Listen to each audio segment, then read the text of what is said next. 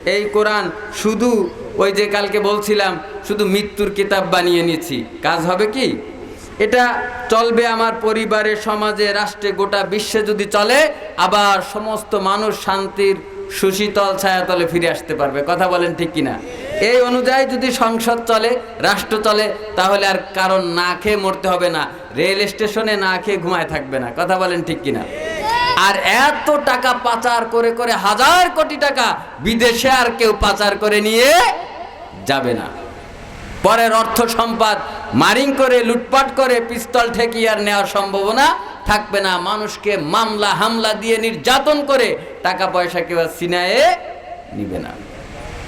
অথচ যখন এই কোরআন একটা সময় যখন প্রথম আসে, তার আগ মুহূর্তে, সে সময় যে মানুষগুলো বাস করত, সেই যুগটাকে বলা হয় আয়ামে জাহিলিয়াতের যুগ, অন্ধকারের যুগ, বর্বরতার যুগ। সেই মানুষগুলোর পরে যখন কোরআন আসলো, কোরআনের সাথে সম্পৃক্ততা হলো, তখন সেই মানুষগুলো হয়ে গেল সোনার মানুষ। কথা বলেন ঠিক কিনা? সেই মানুষগুলোর ব্যাপারে আল্লাহ রসুল বললেন, খয়রুল কুরুনি করনি। সুবহানাল্লাহ। তাহলে এটা করেছে কে? কোরআন। তাহলে কোরআনে সমাজ বদলাতে পারে কি পারে না? ওমর ফারুক রাদিয়াল্লাহু তাআলা আনহু বলছেন, সাহাবীদেরকে নিয়ে যাচ্ছেন একটা পাহাড়ের পাদদেশ থেকে যখন তিনি রওনা করলেন, হঠাৎ করে একটা পাহাড় দেখলেন।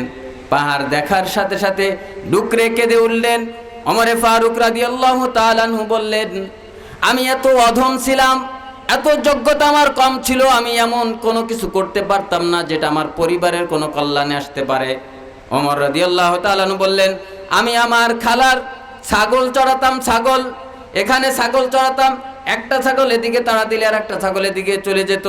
আমার ফুফু, আমার খালা আমাকে বলতো যে এত অধম হয়েছিস, কয়টা ছাগল রাখার যোগ্যতা রাখিস না। যখন আমাকে কোরআন আমার হাতে দিয়ে দেওয়া হলো, আমি যখন কোরআনের সুশীতল ছায়াতলে চলে আসলাম, তখন অর্ধ জাহানের আমি শাসনকর্তা হয়ে গেলাম। কোরআন কি পারে? সাধারণ কয়টা ছাগল রাখার যোগ্যতা রাখে না, আর গোটা অর্ধ জাহান সে কিভাবে শাসন করেছে। কথা বলেন ঠিক কিনা? কে করেছে? কে? কোরআন। তাহলে এই কোরআন আমাকে, আপনাকে, গোটা সমাজকে পরিবর্তন করে দিতে পারে কি পারে না? পারে কি পারে না? দেখেন, আজকে যদি আমি কোনোভাবে একটু রাষ্ট্র ক্ষমতা পেয়ে যাই, কোনোভাবে যদি একটা মেম্বার হয়ে যাই, আরে আল্লাহ রে, মনে হয় যেন পৃথিবী কিনে ফেলেছি। কোনোভাবে যদি একটু চেয়ারম্যান হয়ে যাই, কি করবে কি করবে? এদেশে বাড়ি থাকলে হবে না, এদেশের ব্যাংকে টাকা রাখলে হবে না, সুইস ব্যাংকে টাকা রাখতে হবে। কথা বলেন, আছে না নাই? এদেশের পাতি নেতারও অনেক সময় সুইস ব্যাংকে টাকা রাখতে হয়। অথচ দেখেন, যখন কোরআনের শাসন ছিল, সাঈদ ইবনে